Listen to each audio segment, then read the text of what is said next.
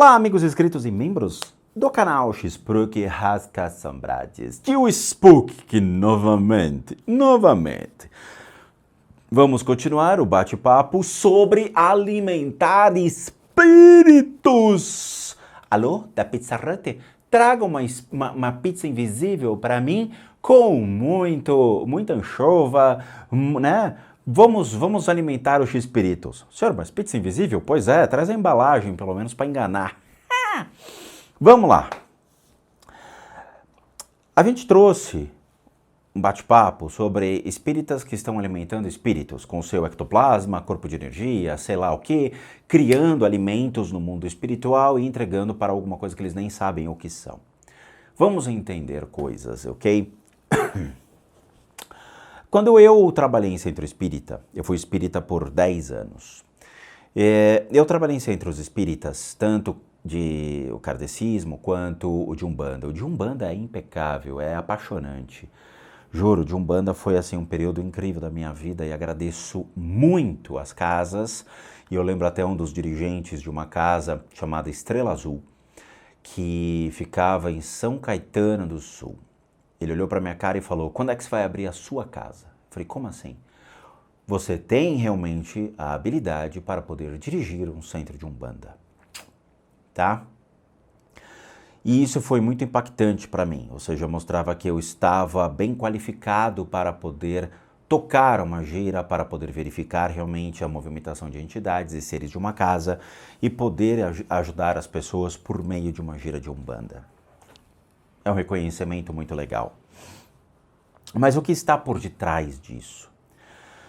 Para a gente poder entender melhor sobre o mundo espiritual, a gente tem que ter a habilidade, a capacidade para poder enxergar, sentir, entender as necessidades dos seres que estão perdidos no mundo espiritual, consciências de pessoas falecidas. Não existe diabo, não existe demônio, não existe nada disso, somente pessoas que faleceram e que estão perdidas por aí, ok? Muito bem. Dentro de algumas crenças, nós chamamos isso de consciências perdidas, tá? Em religiões que não acreditam em espíritos, ou não usam a terminologia spirit, ghost ou qualquer coisa desse tipo, mas aqui no Brasil nós conhecemos essas consciências como os famosos bissessores ou obsessores, né? Eu brinco, tem gente que chama de bissessor. Bissessor tá na minha casa, tio Sprukius, tá? Tem gente que chama opressor. Não sei, é porque não entendeu que a palavra é obcecado ou obsessão, que origina o obsessor e não um opressor. Talvez, se o Bolsonaro morrer, aí você vai ter um opressor do seu lado. Tá ok?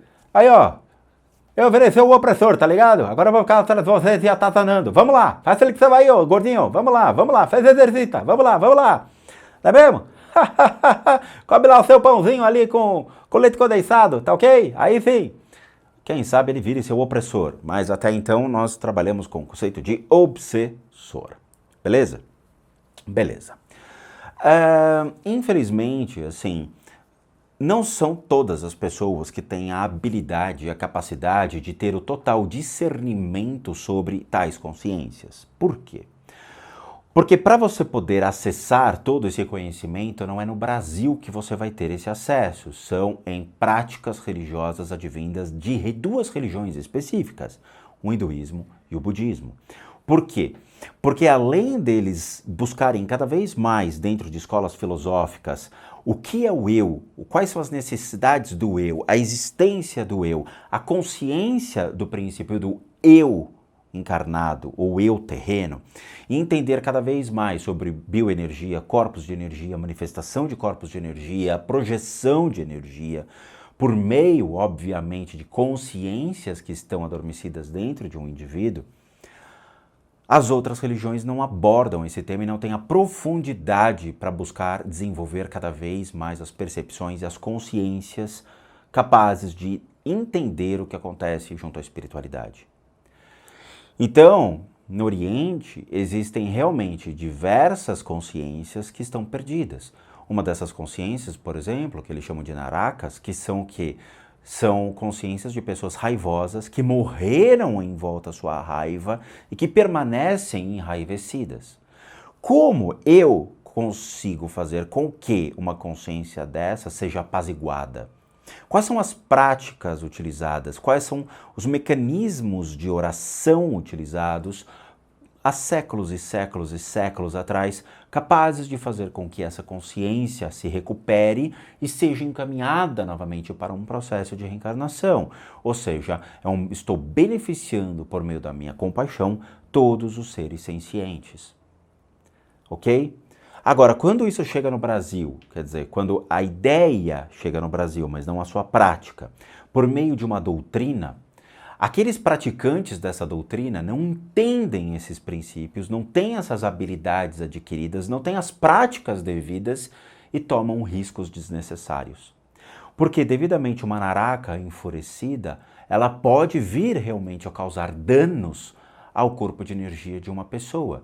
Pode vir a se conectar a um indivíduo e fazer com que um médium surte. E não é novidade ver médiums surtados em centros espíritas. Não é novidade ver agressão em centros espíritas. Não é novidade ver realmente pessoas que não estão aptas a isso. Eu lembro que quando eu fui levado a um centro espírita, muito engraçada essa história. Eu estava trabalhando numa empresa e tinha um cara lá que teimava que eu tinha o diabo no corpo. Por quê? Porque eu falava de coisas sobre o mundo espiritual. Para algumas pessoas, ele achava que aquilo era coisa do demônio. Tá bom, lida-se com o preconceito brasileiro e a ignorância e insignificância de algumas pessoas. Beleza. O que eu faço então? Eu virei para ele. Você vai ter que ir comigo em algum lugar. Tá bom, eu vou. Ele me levou ao centro espírita dele. Eu entrei dando gargalhada, né? Por quê? O bom santo a casa retorna. Eu entrei no centro espírita e fui falar com a dirigente. Eu lembro disso, é genial. Eu estava numa sala de espera, eu, ele e a esposa dele. Muito bem, estávamos lá sentados e eu falava, acabou de passar um espírito, outro espírito, outro espírito. Ele falava, não, você está vendo demônios. Como você quiser, querido. Aí eu lembro de eu ter parado e falado, a mulher mandou me chamar agora. Ele falou, tá vendo? É o espírito do demônio que está atormentando você. E daí veio, a mulher falou, o senhor pode me acompanhar? Eu olhei para a cara dele e ri. Eu falei, tá vendo?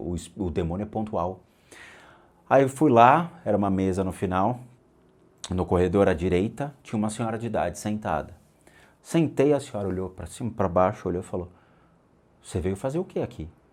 Eu falei, então, tem um rapaz que falou que eu tô com um demônio no corpo e eu vim aqui para poder fazer a consulta, né, e mostrar que eu não tenho demônio nenhum. Ela riu, ela falou, cara, vai para casa, você não tem nada, se quiser você pode até trabalhar para mim. Eu falei, não, faz o seguinte, me dá um cartãozinho de desobsessão, com um monte de buraquinho, para eu chegar para ele e falar que ele tem razão. Vai fazer bem pro ego dele. Ela riu, ela falou, você viria numa gira de desobsessão? Eu falei, com o maior prazer. Furou toda a cartela, cheguei lá e falei, você tinha razão, tô com o demônio no corpo. Falei, vale-me Deus! E fui conhecer a gira de obsessão deles, fui conhecer outras áreas lá dentro, foi divertidíssimo. E obviamente não voltei mais, porque não havia necessidade. Só para mostrar como em muitos centros há pessoas desqualificadas. E depois, esse rapaz que me levou até o centro espírita, ele consumia ácido, drogas alucinógenas. Ele gostava de consumir drogas alucinógenas e ir em raves. E eu que estou com o demônio no corpo. E ele trabalhava em centro espírita, mesa branca kardecista. Então assim, a gente precisa tomar muito cuidado com o nível de pessoas, a dedicação e o conhecimento aplicado.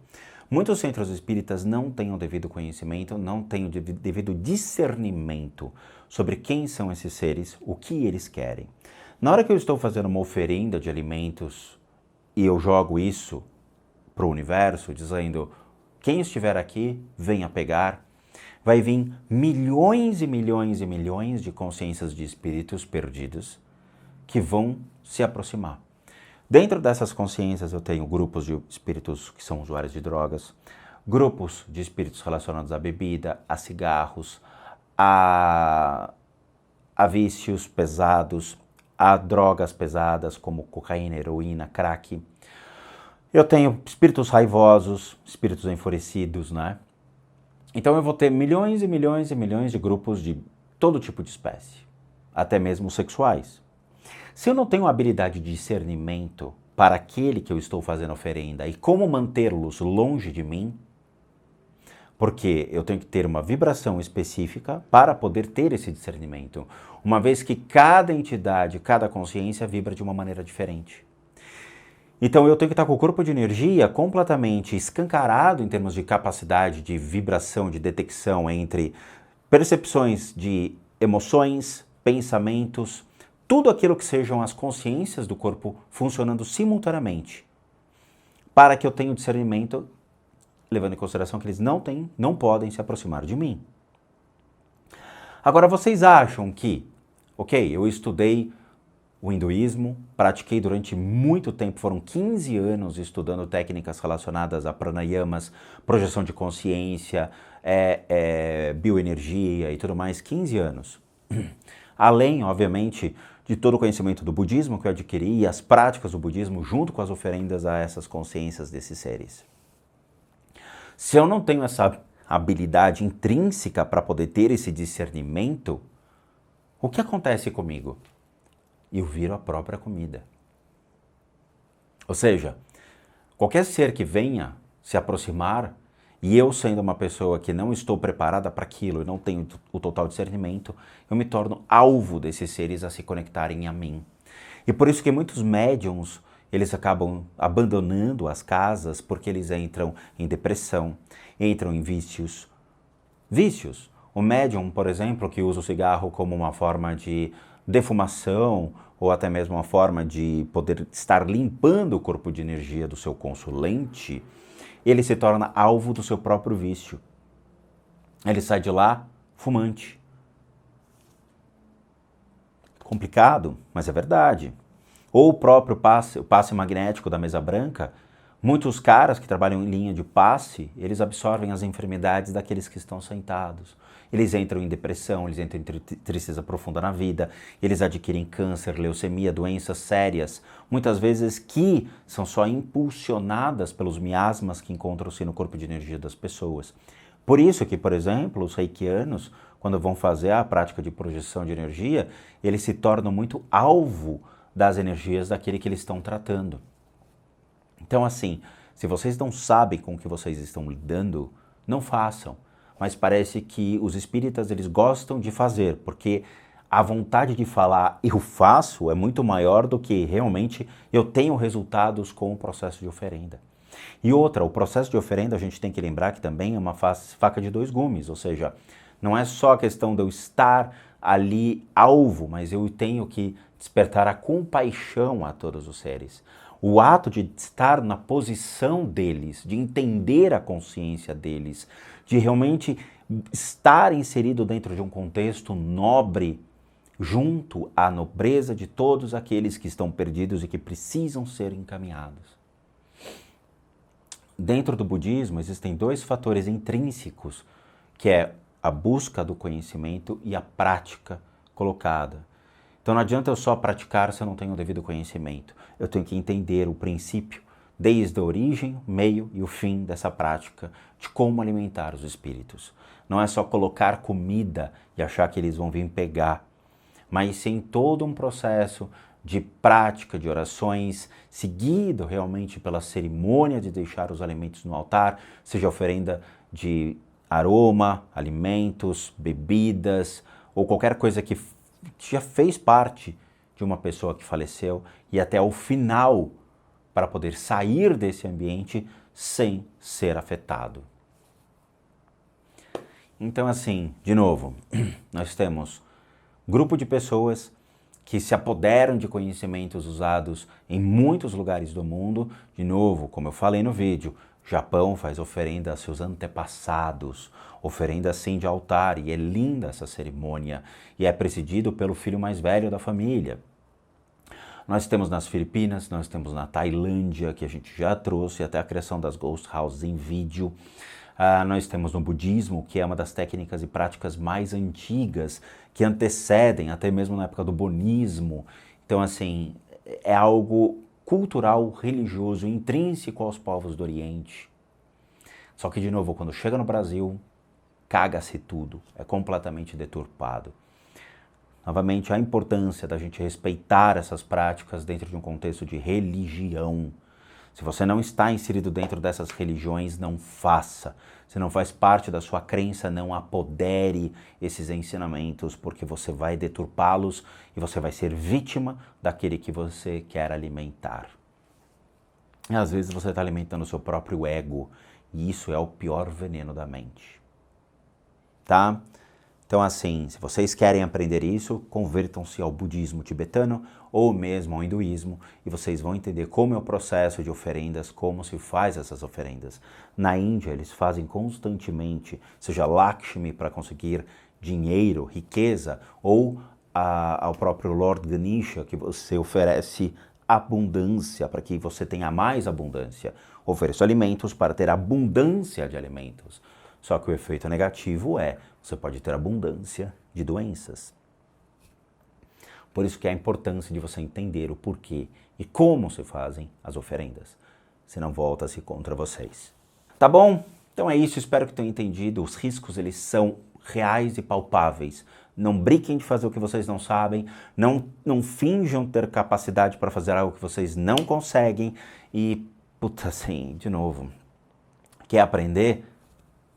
Vá para o Oriente, as respostas estão lá, não estão em religiões recentes ou doutrinas recentes que acham que sabem o que estão fazendo, se apoderando de conceitos de outras crenças. Tomem muito cuidado, tá? Eu falo por experiência, 10 anos no Espiritismo, a gente vê muita coisa. Então é isso. Quero agradecer a todos, muito obrigado por assistir o vídeo até agora. Recadinhos finais, todo mundo que sabe que eu, Rodrigo, sou um terapeuta, um psicoterapeuta alternativo, eu sou licenciado nacional e internacionalmente por institutos que me habilitam, me capacitam para que por meio de técnicas alternativas a gente consiga complementar a medicina tradicional, complementar e não substituir. Nós complementamos dentro daquilo que nós acreditamos ser doenças físicas, emocionais e mentais, ou mesmo dentro das limpezas de casa ou as análises de casa, e tudo isso deve ser solicitado junto ao e-mail limpezadecasas@gmail.com, e lembrando que tudo devidamente cobrado, sendo eu um profissional das terapias alternativas. Para aqueles que querem ajudar o canal, nós temos 2 sistemas de doação. Um deles é o programa Seja Membro, que você clica aqui abaixo, torna-se membro do canal doando R$8, o que nos ajuda muito a continuarmos aqui. E o sistema PayPal, que também encontra-se aqui abaixo, e você pode doar o valor que você puder e quiser, que nos ajude muito. E por último, o nosso site casasassombradas.com.br, com muita coisa legal para vocês. Vejo vocês nos próximos vídeos e bons sustos a todos nós.